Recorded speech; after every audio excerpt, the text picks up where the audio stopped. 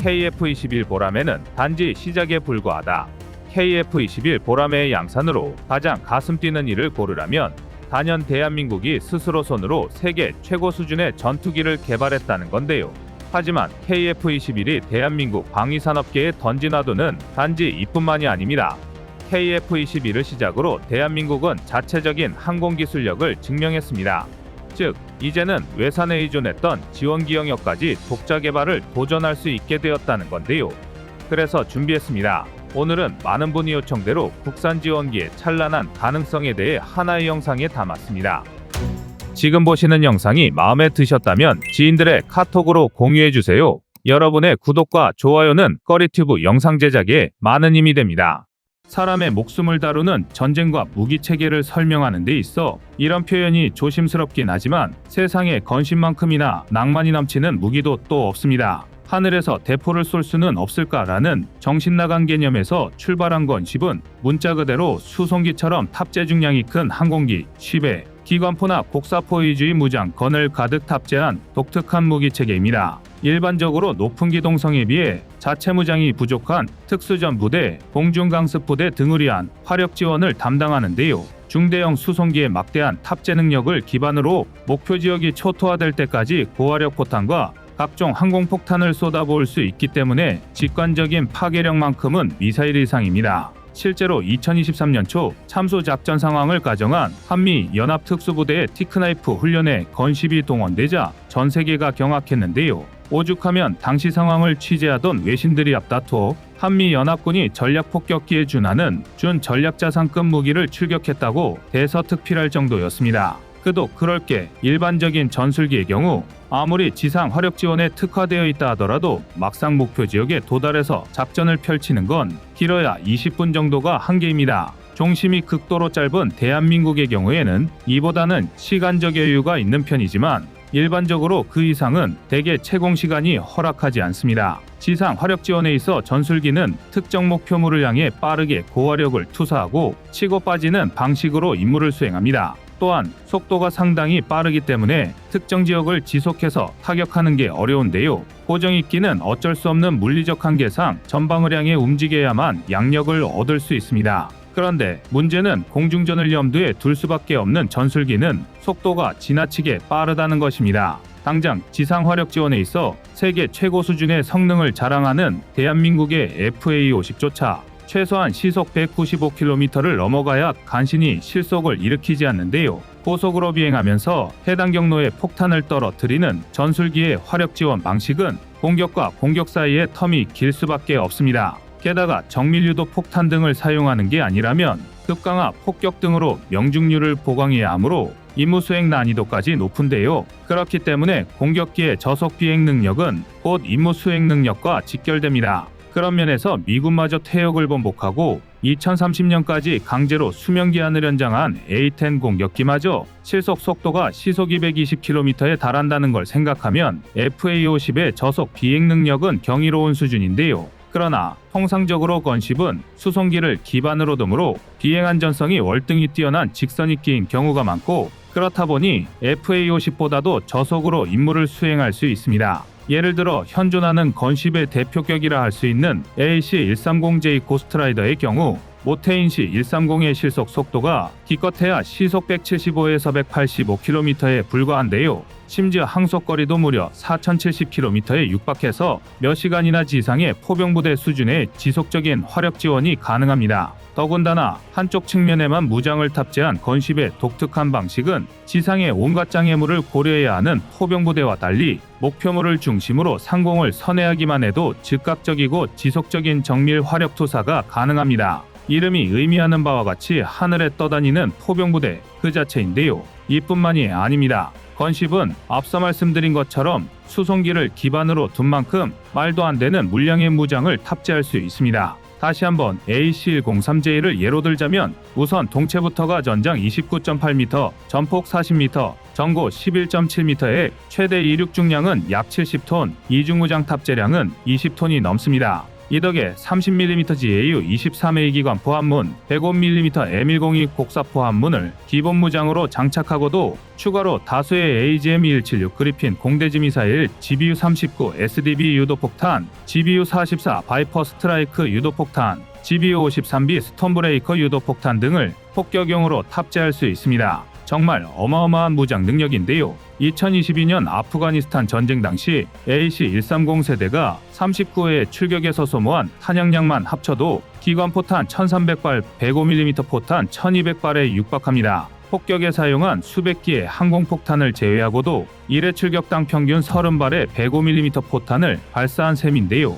M101 105mm 견인곡사포를 기반으로 만든 대한민국 K105A 원풍이계 일반 고폭탄 기준 최대 살상 반경이 약 30m 내외임을 고려하면 건십 단세대가 1회 출격으로 900제곱미터에 달하는 지역을 쑥대밭으로 만든 것입니다. 화력 우위를 선점한 경우에서 광범위한 지역의 저지력을 발휘하기에 더할 나위 없는 최상의 전력인데요. 물론 그렇다고 해서 건십이 단점 하나 없는 만능 무기 체계라는 건 아닙니다. 모태가 수송기이다 보니 최고 속도가 비교적 느린 편이고 지상 공격만을 염두하고 그에 특화된 무장 체계를 탑재한 기종이다 보니 적의 방공망에 대단히 취약합니다. 극단적으로 말하면 유관관 측식 대공포나 맨폐지에도 격추당할 가능성이 높은데요. 이런 단점을 최소화하기 위해 실전에서는 적방공망을 완전히 제압한 뒤에도 야간전 위주로 투입되었던 경우가 대부분입니다. 그나마 미국의 경우 건십의 생존력을 올리기 위해 덕컴을 탑재하거나 제한적이나마 대공용으로 사용할 수 있는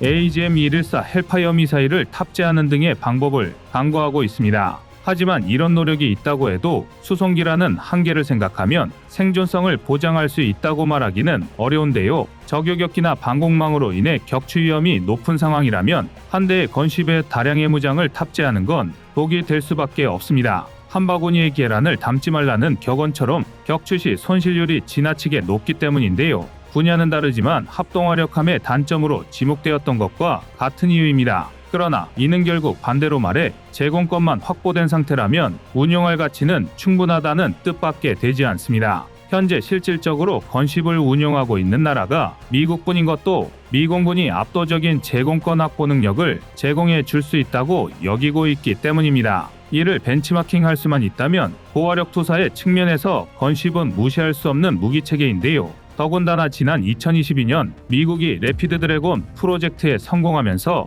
건십의 스탠드오프 타격 능력 확보라는 새로운 지평이 열렸습니다. 미국은 아무런 특별한 추가 장비 없이 C-130 수송기에서 최대 사거리만 370에서 900km에 달하는 AGM-158 제즘 순항 미사일을 시험 발사하는 데 성공했습니다. C-130 수송기가 4발의 제즘을 하나로 묶은 포드를 투하하고 해당 포드에서 미사일이 분리 발사되는 형태로 목표물을 타격한 건데요. 즉 수송기로 전략 폭격기의 임무를 대신 수행할 수 있게 된 것입니다. 그리고 여기에 건십의 개념을 섞는다면 900km의 초장거리에서 스스로 적의 방공망을 무력화하고 목표 지점을 타격하는 식의 활용도 가능해집니다. 미국도 바로 이 때문에 운용이 극히 제한적인 건십이 개념을 포기하지 않고 있는데요. 심지어 한술 더 떠 2022년부터 60kW급 지향성 광학병기, 다시 말해 레이저 무기를 탑재하는 연구를 진행 중입니다. 격추 위험과 손실률이 높다는 단점을 염두에 두더라도 그만큼 운용 가치가 충분하다는 건데요.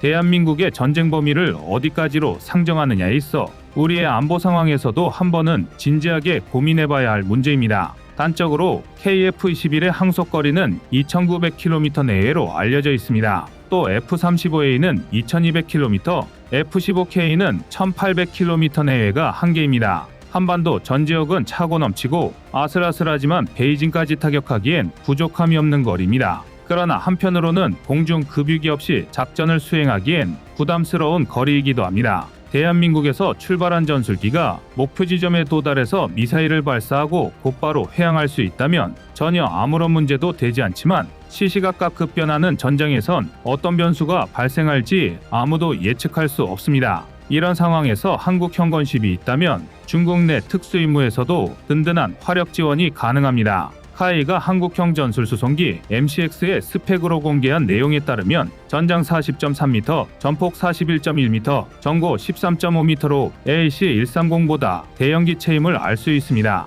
게다가 항속거리만 7,000km 이상, 최대 이륙 중량 103톤, 최대 적재 중량은 29.5톤에 달하는데요. AC-130의 적재 중량이 20톤 남짓임을 감안하면 무려 10톤 가까이 더 많은 무장을 탑재할 수 있다는 뜻입니다. 105mm뿐만 아니라 K9 자주포의 155mm CN98도 충분히 탑재가 가능합니다. 여기에 최근 대한민국이 레이저 표적지 시기에 국산화에 돌입했음을 떠올린다면 미국의 래피드 드래곤처럼 MCX에 기반을 둔 수송기형 폭격기도 불가능한 얘기는 아닙니다. 서해 중간에서 비행하며 초장거리 폭격을 날리는 MCX의 모습을 떠올리실 수 있을 텐데요. 사실 기술력이나 개발이지보다 가장 큰 문제는 예산입니다. 모태가 되는 MCX부터가 계획된 140대 양산을 기준으로 대당 900억 원을 호가할 것으로 추측되다 보니 동급 수송기와 비교해서 가격 경쟁력이 낮은 축에 속합니다. 더군다나 제공권에 대한 확실한 믿음이 없으면 건십이라는 특수목적기는 도입하기 어려운 체계입니다. 즉 수출이 불가능하다는 얘기인데요.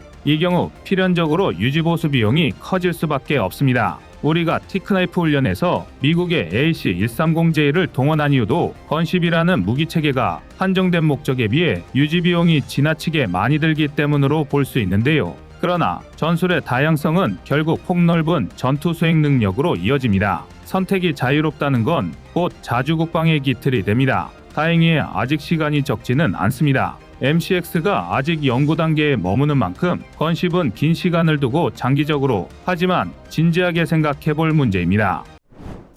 여러분의 구독과 좋아요가 꺼리튜브 운영에 많은 힘이 됩니다.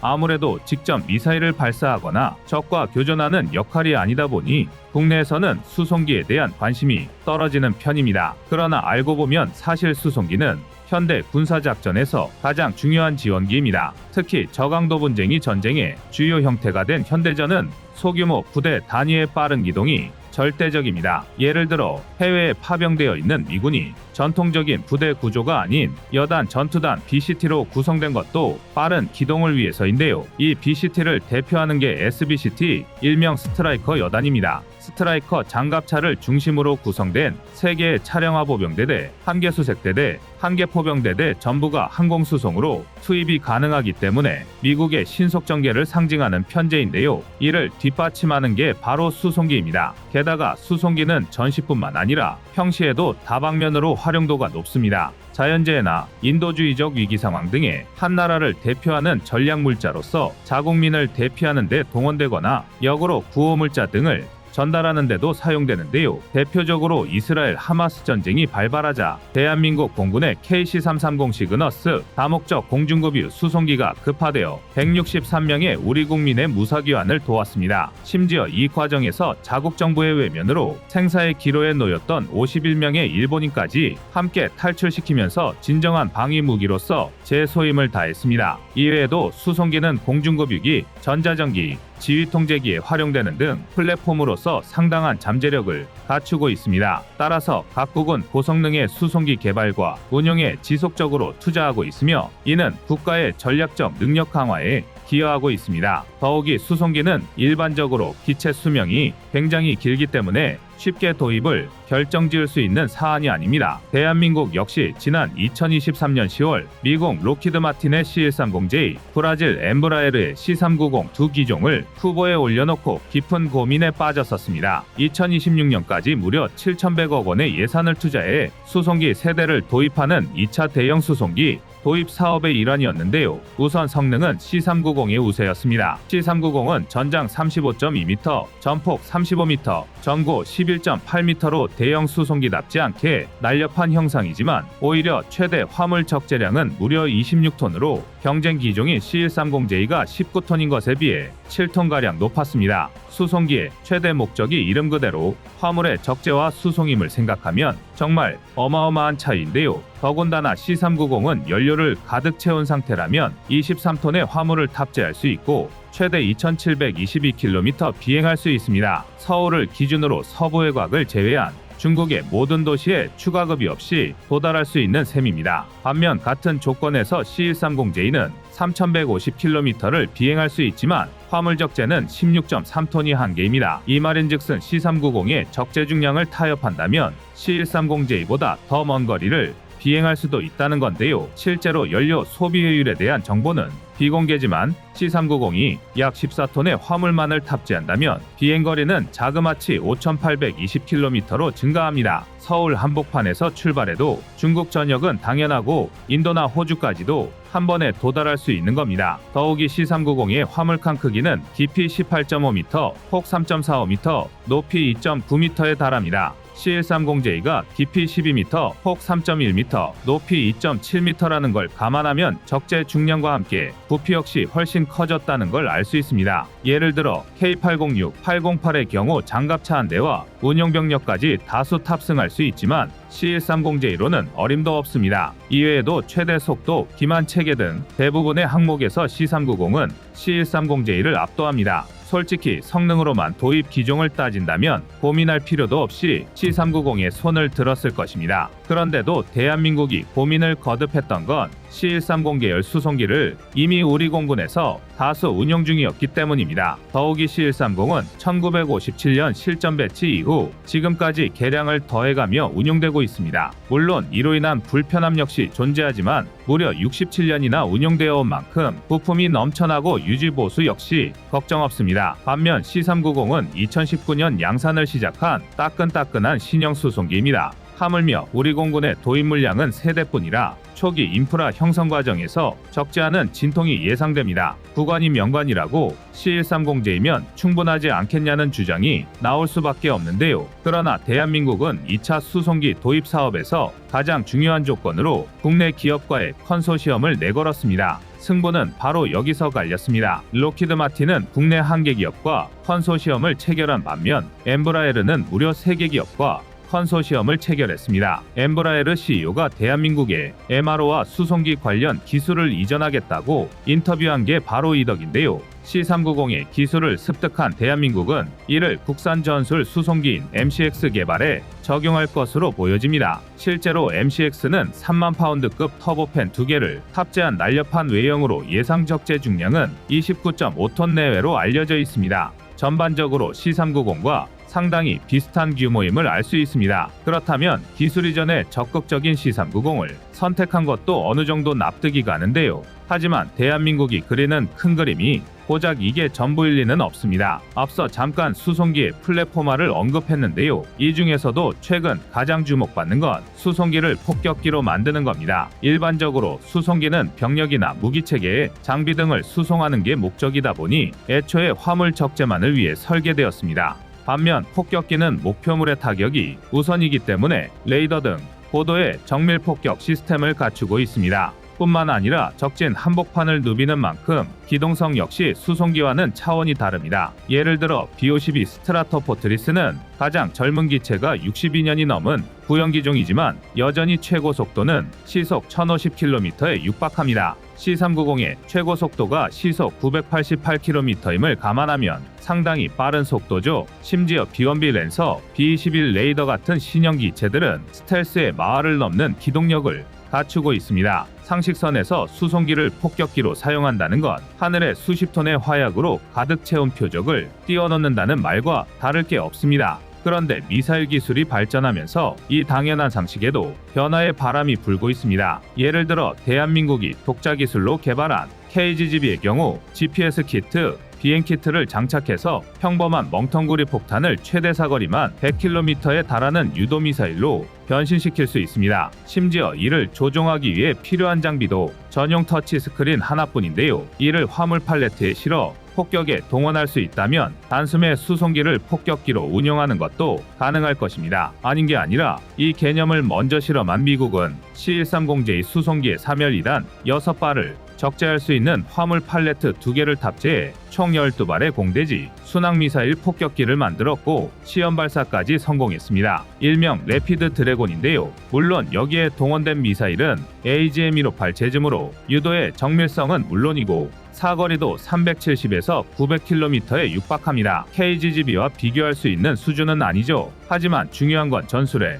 새 지평이 열렸다는 겁니다. 300km 내외의 스탠드오프 타격이라면 기동성이 떨어지는 수송기라도 충분히 안전한 지역에서 목표물을 직접 타격할 수 있습니다. 하물며 대한민국은 이미 AGM-158 제즘과 성능면에서 유사한 천룡을 독자 개발하고 있습니다. 2028년 체계 개발 완료가 목표이며 2031년까지 양산 KF-21과 FA-50에 핵심 무장으로 탑재할 계획입니다. 그렇다면 차후 미국의 래피드 드래곤처럼 대한민국 역시 국산 수송기와 천룡을 결합한 폭격 시스템을 구축하는 것도 가능할 것입니다. 이처럼 C390 도입은 대한민국 국방 분야에 새 지평을 열고 있습니다. 대한민국은 불과 수년 전만 했어도 강력한 우방인 미국의 수송기고 이미 정비 인프라까지 갖춰져 있는데 굳이 C390을 도입하는 모험은 하지 않았을 겁니다. 하지만 대한민국은 바뀌었습니다. 미래 가치를 보고 언더독을 선택할 수 있게 되었습니다. 일종의 안보 투자라고 말할 수 있을 텐데요. 과연 미래의 가치를 선택하게 된 대한민국, 그리고 그런 대한민국이 보여줄 차세대 국산 수송기는 어떤 모습일지 벌써부터 기대됩니다. 여러분의 구독과 좋아요가 꺼리튜브 운영에 많은 힘이 됩니다.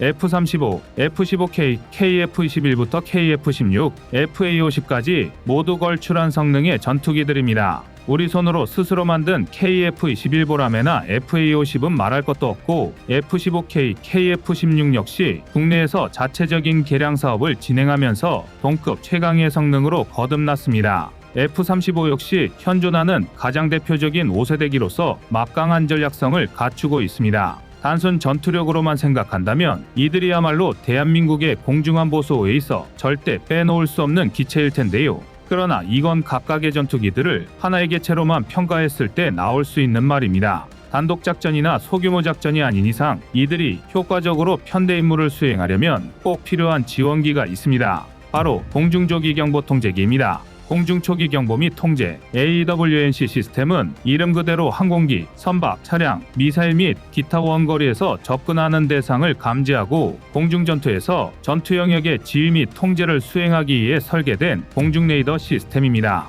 이러한 시스템은 전투기와 공격기의 공격을 지시함으로써 공중전투에서 핵심 역할을 수행합니다. 쉽게 하늘의 지휘소라고 생각하시면 편한데요.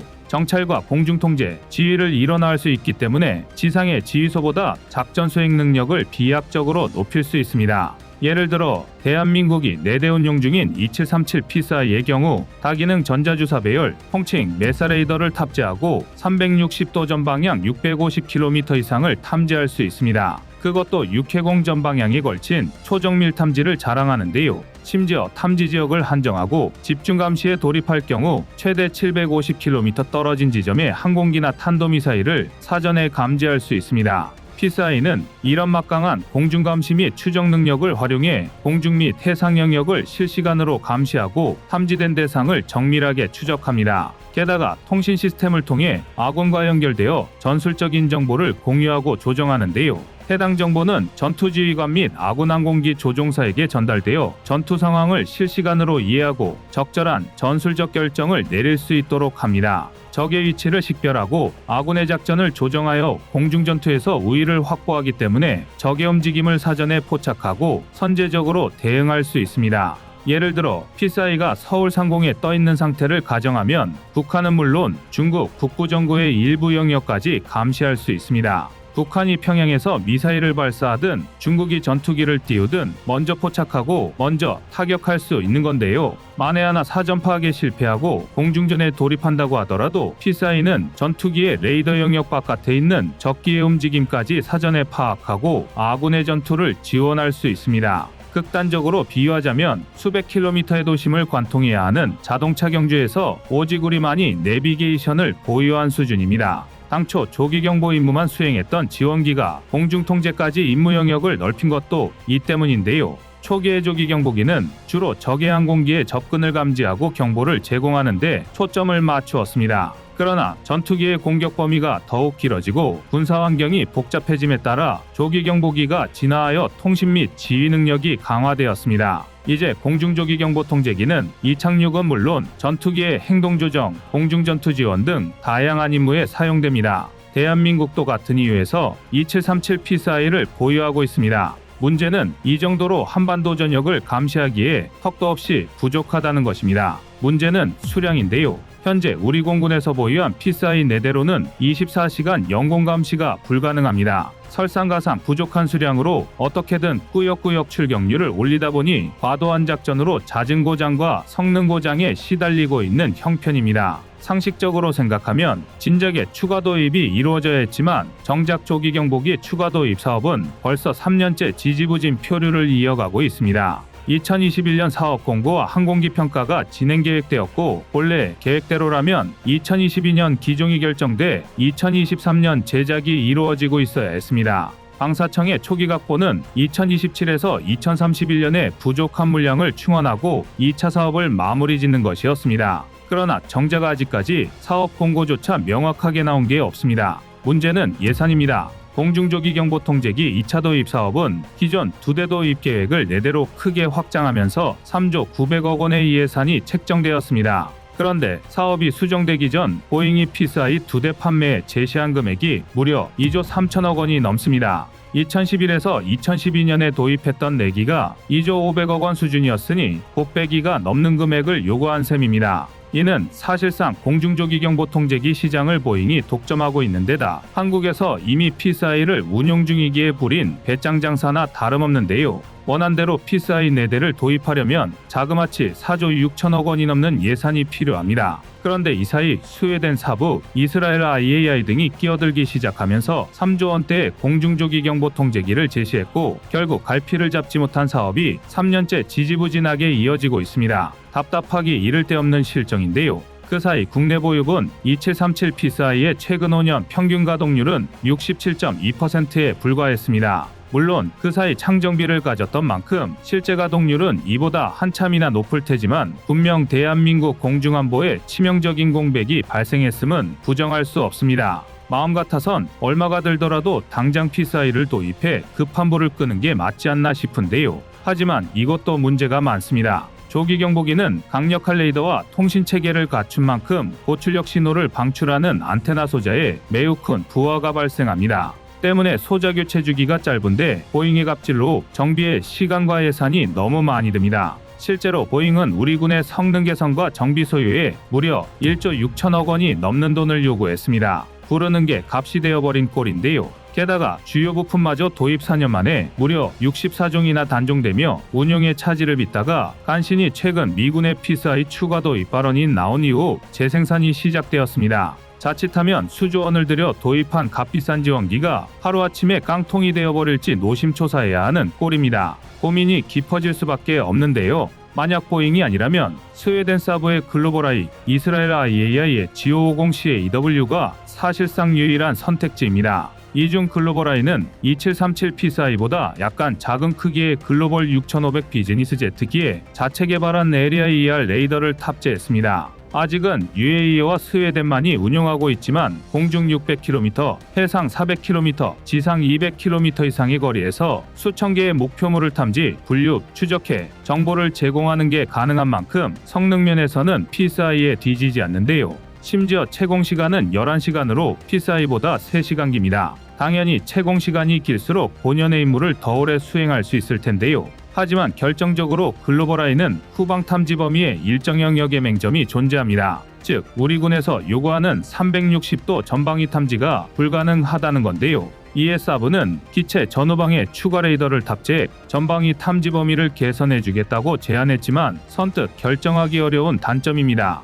이스라엘 IAI사의 CAW의 경우 지라갈륨을 이용한 최신 A사 레이더와 최첨단 IFF 에이터링크, 임무 컴퓨터 등을 탑재했다고 강조하고 있습니다. 그러나 탐지거리가 비교적 짧고 공중급유 기능이 없다는 게 단점입니다. 장기간 원거리 작전이 기본인 공중조기경보통제기로서는 모두 간과할 수 없는 단점들입니다. 하나같이 이렇다 할 물건이 없는데요. 사실 가장 좋은 선택지는 이미 나와 있습니다. 바로 국산화입니다. 아닌 게 아니라 지난 2022년 방위사업청은 카이, LIG넥스1 등 국내 굴지의 방위사업체 관계자를 불러 모아 공중조기경보통제기 국산화에 대해 논의했습니다. 업계에서는 국내 기술로도 충분히 공중조기경보통제기를 개발할 수 있다고 보고 있는데요. KF-21을 개발하면서 A사 레이더를 비롯한 4대 핵심 기술의 국산화를 이루어냈고 심지어 FA-50 블록 20용 소형화 A사 레이더까지 개발에 성공했습니다. 게다가 그 성능 역시 미국 등의 선도국들보다 뛰어난 것으로 밝혀졌는데요.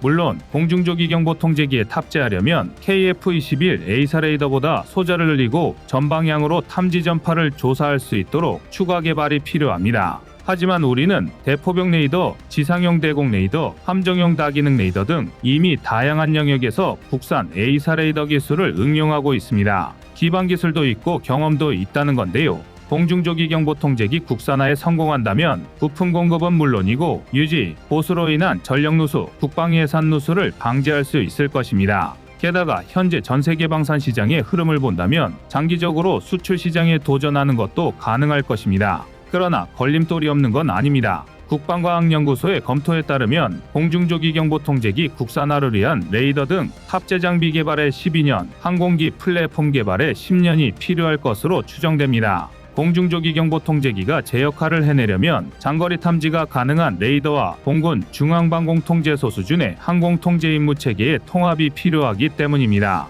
항공기 플랫폼을 구매하느냐 여부에 따라 갈리긴 하지만 ADD는 이 과정에서 12에서 19년은 필요하다고 보고 있습니다. 우리 기술 수준이 아무리 높더라도 100% 국내 개발은 불가능한 것이나 마찬가지죠. 오죽하면 보잉조차도 2737 PSI 제작에 기체는 자신들이, 레이더는 노스롭 그루먼이 만들 정도입니다. 우리도 일부 기술을 외국 기업과의 협력을 통해 확보하면 개발 비화 기간을 대폭 단축할 수 있을 것입니다. 안 그래도 사브는 글로벌화를 제한하며 성능이나 가격은 당연하고 산업협력 측면에서도 장기적인 가치와 경쟁력을 갖추고 있다고 발언하고 있습니다. 기술 협력이 가능하다는 의미로도 해석할 수 있는데요. 대한민국은 백두정찰기의 능력 보강 2차 사업을 통해 체계통합, 지상운용체계, 항공기 개조 등 공중조기경보통제기에 필요한 기술을 이미 보유하고 있습니다. 여기에 사부의 서포트가 더해진다면 10년보다 짧은 시간 내에 국산 공중조기경보통제기를 보유하는 것도 일장춘몽은 아닐 것입니다. 다만 그렇다면 도입 수량의 일정 부분 조정이 필요할 수밖에 없을 텐데요.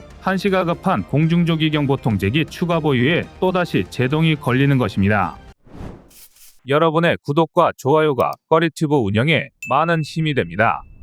일반적으로 외산 무기는 유지보수가 까다롭다는 게 상식입니다. 특히 군용기의 경우 워낙 민감한 장비들이 많다 보니 나사 하나 건들지 못하게 하는 경우도 허다한데요. 이 때문에 일각에서는 말이 수입이지 임대받은 것 아니냐라는 불만이 나올 정도입니다. 그런데 여기 이러한 상식을 완전히 박살내는 지원기가 있습니다. 이 지원기는 국내에서 오버홀에 가까운 정비가 가능한데요. 바로 P3CK 해상초계기입니다. 물론 이렇게만 말씀드리면 단순히 성능이 부족해서 그러는 것 아니냐고 생각하는 분도 계실 겁니다. 굳이 엄격한 보안을 유지할 필요가 없을 만큼 기술 수준이 낮기 때문이 아니냐는 것이죠. 하지만 해상초계기, 다른 말로 대잠초계기는 광범위한 지역에서 잠수함을 탑재할 수 있는 가장 확실한 수단입니다. 뿐만 아니라 지상의 해양감시 레이더, 바다의 초계함이나 호위함, 구축함 등의 레이더가 미치지 않는 지역에서 해양 관측과 탐사, 수색 및 구조 작업, 해상 경비, 대기 및 해양 모니터링 등 다양한 임무를 수행하는 지원기입니다.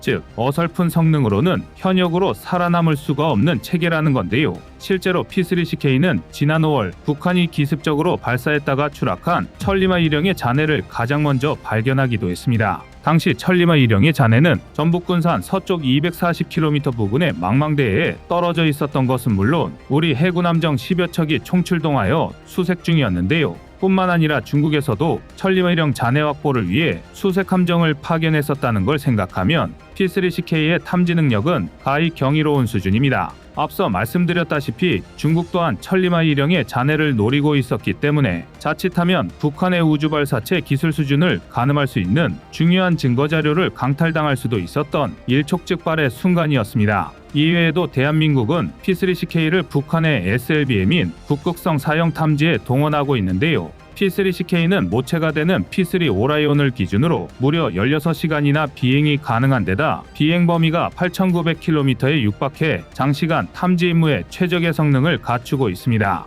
게다가 10개의 윙 스테이션과 9톤이 넘는 내부 폭탄 스테이션 8개소를 구비하고 있어 마크 46 경어뢰부터 AGM-65 매버릭, AGM-84D 지하푼, AGM-84HK 슬래미알 등 각종 미사일까지 대량으로 운용할 수 있습니다. 다시 말해 잠수함을 포착하는 즉시 박살내버릴 수 있는 압도적인 화력을 갖추고 있다는 건데요. 그리고 무엇보다 87발에 달하는 소노부위와 함께 일명 매드라고 불리는 자기변화 탐지기가 탑재되어 있습니다. 매드는 지구의 자기장을 이용해 물체를 탐지하는 장치인데요. 남극과 북극 사이에 흐르는 자기장이 잠수함처럼 거대한 금속 물체를 만나면 흐트러지게 되는데, 매드는 바로 이 변동을 감지하는 기술입니다. 탐지 거리는 소나에 비해 비교적 짧지만 일단 탐지만 성공하면 100%에 가까운 정확도를 보이기 때문에 P3CK의 잠수함 탐지 성공률을 높이는 핵심 장비입니다. 이처럼 P3CK는 성능 면에서 봤을 때 여전히 실전의 최선봉에선 최첨단 현역 기체인데요. 그런데 이런 P3CK를 대한민국에서, 그것도 우리 기술로 자유롭게 창정비를 수행할 수 있게 된 이유가 아주 재미있습니다. 지금 우리 군에서는 총 16대의 P3CK를 운용하고 있는데요. 그런데 한 가지 특이한 사실은 이 중 처음부터 P3CK 사양으로 도입된 건 단 한 대도 없다는 점입니다. 먼저 1차로 도입한 8대는 기존의 우리 군에서 운용하던 S2 트래커의 대체 기종으로 선정된 P3C였습니다. 위에서 설명드린 것처럼 P3C는 굉장히 우수한 탐지 능력과 대잠전 능력을 갖춘 초계기인데요. 하지만 대한민국의 도입 과정은 결코 순탄하지만은 않았습니다. 해상 초계기는 민간 여객기를 개조하는 게 일반적인 데다 수요가 극단적인 수준으로 적기 때문에 딱 필요한 물량만 생산하기 마련인데요. P3C도 1990년에 이미 생산이 종료되었고, 대한민국은 이 생산 라인을 되살리느라 엄청난 예산을 투입할 수밖에 없었습니다. 실제로 1995년 진행된 P3C 8대 도입 사업에만 무려 1조 2,400억 원이 넘는 천문학적인 예산이 투입되었습니다. 이 정도 예산이면 당시 경쟁 기종이던 프랑스의 아틀란틱2를 16대 도입할 수 있는 금액이었는데요. 심지어 이렇게 울며겨 잡먹기로 들여온 P3C도 내부 설비가 거의 깡통 수준이나 마찬가지였습니다. 결국 대한민국은 도입 다음에 추가 개량을 진행할 수밖에 없었습니다. 아무리 성능 면에서 P3C가 동급 기종 중 최고였다 해도 지나치게 비싼 도입 가격에 중복된 예산을 투자했다는 점은 지탄받아 마땅한데요. 그러나 이때의 경험은 대한민국이 P3CK를 보유하는데 결정적인 역할을 했습니다. 막대한 예산을 투입하여 우여곡절 끝에 P3C 8대를 보유하게 되었지만 결국 대한민국이 느끼게 된 건 안전이 아닌 불안이었습니다. 고작 P3C 8대로는 대한민국의 해상작전구역을 완벽히 탐지할 수 없다는 걸 깨달은 겁니다. 3면의 바다를 효율적으로 커버하려면 정말 최소한 8대의 P3C급 해상 초계기가 더 필요한 상황이었습니다. 이런 상황에서 우리가 선택할 수 있는 방법은 그다지 많지 않았는데요. 문제는 P3C의 생산 라인이 또다시 폐쇄되었다는 것이었습니다. 또다시 P3C 도입을 위해 예산을 투입해 막대한 예산을 허비할 수는 없는 노릇. 대한민국은 오버홀에서 방법을 찾았습니다. 미 해군이 평균 25년 동안 굴려먹은 데다 노후기체로 퇴역 처리하여 애리조나주 사막에 위치한 제309 항공우주 정비 및 재생전대에 14년이나 방치되어 있던 P3B를 사들여서 P3C급으로 수리하여 사용하기로 결정한 것입니다. 당연히 평범한 사람이 보면 정신 나간 소리라며 손가락질할 계획이었는데요. 그나마 P3B의 가격이 대당 100억 원 수준으로 저렴하다는 게 유일한 장점이었습니다. 그러나 대한민국은 이 말도 안 되는 망상을 현실로 만들었습니다. 그것도 아주 제대로 해냈습니다. 2005년 발주 계약을 시작 2011년까지 오버홀을 진행하면서 폐고철 수준이었던 P3B를 P3C 이상의 성능으로 환골탈퇴시키는데 성공한 것입니다. 우선 국내 기술진들은 P3B를 완전히 분해해서 주유 구조재를 보강해 기체 유효 수명을 완벽히 제로 베이스로 되돌렸는데요. 이 과정에서 주입과 수평 안전판 등 주요 기체 구성품과 연료체계 구성품, 여합장치 같은 거의 모든 시스템을 새롭게 교체 정비했습니다. 이 덕에 P3CK는 비록 폐기 상태였던 P3B로 시작했지만 20년 이상이나 수명 연장의 꿈을 이룰 수 있었는데요. 여기서 끝이 아닙니다. 가장 중요한 임무 수행에 있어서는 전자광학 카메라를 추가해 간단한 조작으로도 20km밖에 물체도 포착할 수 있게 되었고, ELM-202 해상감시 레이더, 전자감시 센서 등을 통합하여 탐지 성능을 P3C 이상으로 대폭 향상시켰습니다. 게다가 통신장비 업그레이드, 자기방어 시스템, 임무 컴퓨터 업그레이드 및 자료관리 시스템 탑재 등으로 임무 효율을 높였는데요. 특히 레이더 업그레이드에 맞추어 CPU를 3개에서 8개로 증가해 정보 처리 속도를 10배 이상 향상시켰습니다. 새롭게 탄생한 P3CK의 성능이 얼마나 우수했는지 우리 군은 아예 기존에 운용하던 P3C 8대도 P3CK 성능으로 업그레이드 해버렸는데요. 오죽하면 P3CK의 성능에 경악한 미국은 전력 노출을 이유로 P3CK의 합동훈련 참가를 거부했을 정도입니다. 사실상 이쯤이면 대한민국이 독자적으로 해상 초계기를 개발할 수 있는 역량을 확보했다고 볼 수 있습니다. 그런데 이쯤에서 한 가지 납득할 수 없는 부분이 있습니다. 이미 대한민국의 기술력이 입증된 마당에 왜 국산 해상 초계기에 대한 소식은 요원하냐는 것입니다. P3CK의 성능이 아무리 월등하고 수명 연장까지 성공했다 하더라도 2030년 이후에는 결국 퇴역 수순에 접어들 것입니다. 국산 해상 초계기를 도입한다면 당장 지금부터 시작해도 시간이 부족한데요. 그러나 대한민국은 국산 해상 초계기 개발 대신 P8 포세이돈 수입을 결정지었습니다. 물론 P8이 현존하는 가장 우수한 해상 초계기인 건 부정할 수 없습니다. 단지 이미 기반 기술을 보유한 만큼 국산 해상 초계기 개발에 도전하지 않는다는 게 아쉬울 따름인데요. 하지만 전문가들의 분석은 조금 다릅니다. 정확히 말하면 P8 도입으로 오히려 대한민국이 국산 해상 초계기 개발에 돌입했다는 것입니다. 힌트는 P8 도입 수량에 있는데요. 우리 군이 결정한 P8 도입 수량은 고작 6대에 불과합니다. 대한민국의 해상을 모두 커버하려면 20에서 32대의 해상 초계기가 필요하다는 걸 감안하면 터무니없이 적은 수량입니다. 즉, 대한민국은 수입이든 국내 개발이든 해상 초계기를 추가로 도입할 수밖에 없는 상황인 셈입니다.